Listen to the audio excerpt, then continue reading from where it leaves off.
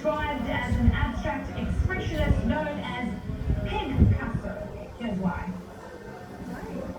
Well, pigs are very smart animals, and so when I brought Pigcasso here to the barn, I thought, how do I keep her entertained? And so we threw in some soccer balls, rugby balls, and of course there were some paintbrushes lying around because the barn was newly built. And it was interesting, she basically ate or destroyed everything except these paintbrushes. And I thought, gosh, maybe there's something in there. It just took a bit of positive reinforcement, and to be honest, it wasn't long before she was picking them up, going towards the canvas, and creating these amazing masterpieces that are now sold all over the world.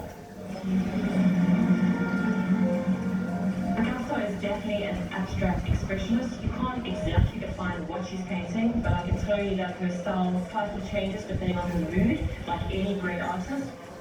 Every time she paints a picture, she always finishes it by dipping her nose into beetroot ink, and she takes it towards the canvas, and that makes it an authentic original Picasso.